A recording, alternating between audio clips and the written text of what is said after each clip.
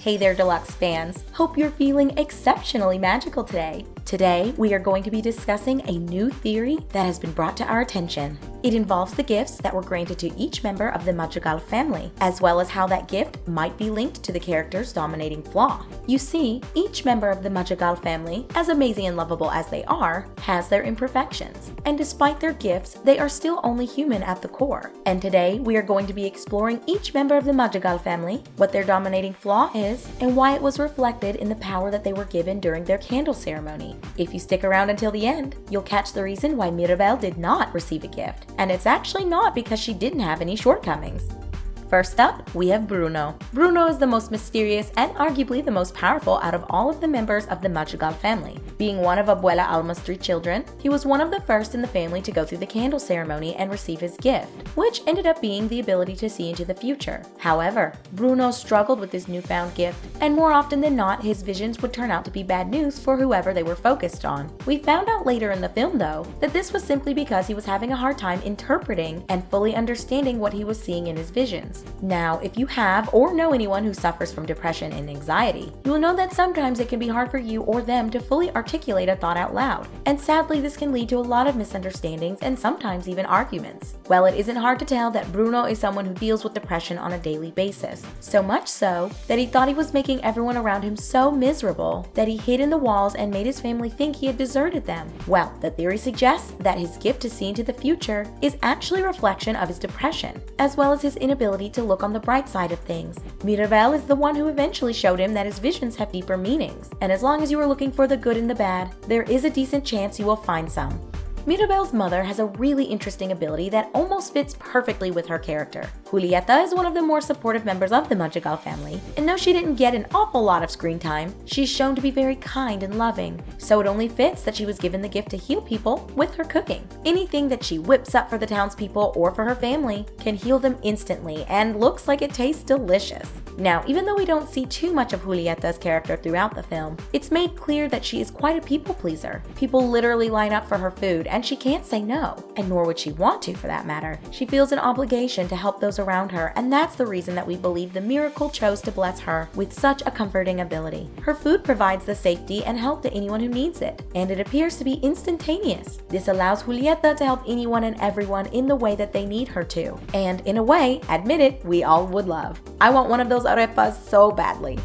Mirabel's tia, Pepa, is another Madrigal who is given a very powerful gift that resembles that of one of the most powerful X-Men, Storm, but with some minor limitations. Pepa is able to control or alter the weather conditions in the surrounding area based on the mood that she's in at that moment. Now, this would have the potential to be a really useful gift, and I'm sure it still comes in handy. However, Pepa doesn't have the tightest grasp on her emotions, and her mood often appears to be unstable. Her emotions are as fickle as the weather, which is why fans are beginning to believe that her ability is a physical extension of the anxiety that she clearly suffers from. Throughout Disney's Encanto, whenever we see Pepa, she is doing literally everything she can to calm herself down, whether it be when she can't find Antonio before a ceremony, or when she's trying her best not to talk about Bruno. She almost always has a cloud above her head, but it's Bruno at the end of Encanto who lets his sister know that it's okay to feel your emotions and embrace them. It doesn't have to be sunny all of the time, and trying to make it that way can be truly exhausting.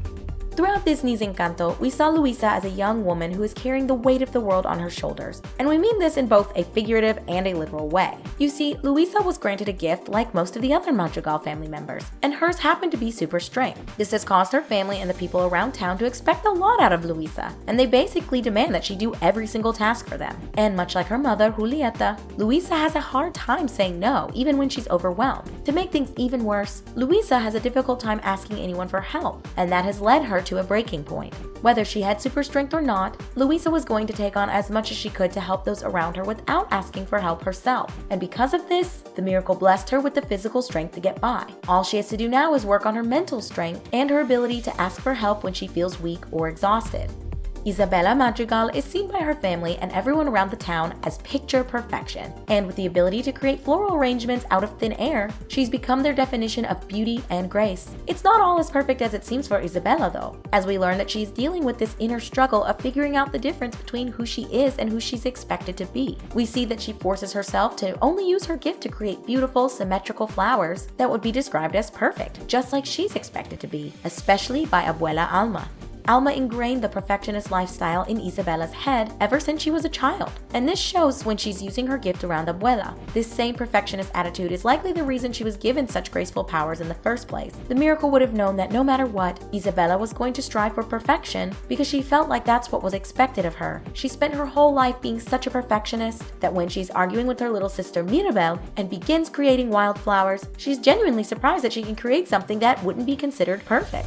What better gift for a nosy Nelly than the ability to hear every sound from up to a mile or more away? Dolores is the only daughter of Pepa and Felix, and is the cousin of Mirabel, and when she hit the proper age for her candle ceremony, she was bestowed with the gift of super hearing, a gift that she can't seem to turn on and off, meaning whether she wants to or not, she can hear everything. So it's a good thing that she wants to. Throughout the film, we see Dolores listening in on the conversations that her family members believe that they are having in private, and she's not good at hiding it either. She'll let you know when she's overheard something that she wasn't supposed to hear, like when she learns about Bruno's vision that Mirabel was telling her father about in secret.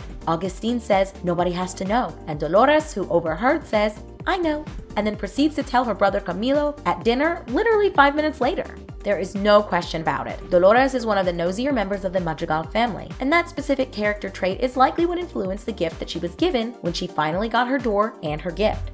Antonio is the youngest child of Pepa and Felix, as well as the youngest member of the Madrigal family. As we saw in Disney's Encanto, Antonio had just become the proper age to receive his gift, and when the time came, he was granted the ability to communicate with the animals around him. This is one of my personal favorite gifts that any of the family members were granted, because I mean, who wouldn't want to be able to talk to their animals? And from the looks of things, he is also able to bond with them. That's the only explanation that I can think of for a jaguar to let Antonio ride him. Even if you could speak the same language as a jaguar, I highly doubt it would just be like, "Yeah, hop on my back, I'll take you on a tour of your new treehouse." So with that being said, being able to communicate and bond with animals would be nothing short of awesome. The biggest downside for Antonio is that aside from the beginning of the film, we don't get much insight into his character. Therefore, it was hard to pinpoint a personality or character flaw from his gift to have spawned from. Some fans believed that the 5-year-old might not have been ready to grow up yet, which was shown when we saw him hiding underneath Mirabel's bed before the candle ceremony. Though it's unclear if that's truly his flaw and how it would connect with his ability to communicate with wildlife. Who knows, maybe there is more to learn about Antonio that the world of Encanto has yet to show us. Camilo is the eldest son of Felix and Pepa, and with his ability to shapeshift, he is able to do spot-on impersonations of everyone in town. He can even sing and dance around in the form of his tío Bruno. When you think about it though, the use of his ability might actually shed light on why he was granted that specific gift in the first place. And it's not the cheeriest reason. It's likely that Camilo is suffering from an identity crisis, and probably has been ever since he was a child. Camilo was described as someone who didn't exactly know who he was. So what if, in order to compensate for that, he was granted the ability to be anyone in the world, and anyone that he wanted to be? Though he's one of the more comical members of the Madrigal family, using his powers to poke fun at his father and mock him, he is also seen as being very helpful. We saw him helping a mother watch after her child at the beginning of the film while giving her the chance to rest. But the one thing we never really see when he's on screen is him acting like himself. I mean, we see Camilo and we know what he looks like, but he doesn't really have a personality of his own, at least not one that they showed. And this identity crisis is directly reflected in his gift and the frequency at which we see him use it. Now, if everyone in Casa Madrigal was given a gift that was a reflection of their own flaws, why didn't Mirabel get a gift? I mean, she certainly has her flaws. Every human being has them. So why wasn't she given a gift like the rest of her family? Well, we saw a lot throughout the movie that Mirabel is a very confident person, despite being powerless in a family full of people with special abilities. She knows what she can do, and she's also well aware of what she cannot do. Mirabel accepts herself and her flaws for what they are, and this helped her keep such a positive attitude throughout her life. In other words, Mirabel didn't receive a gift based on her flaws because her flaws would never hold her back. There was no dominating flaw that was going to overrule her life that a gift would have helped with, and instead she was able to use her humanity and knowledge that humans aren't perfect in order to open up her family's eyes to what they all are truly capable of if they just stop defining themselves by their gifts, or in this case, their flaws.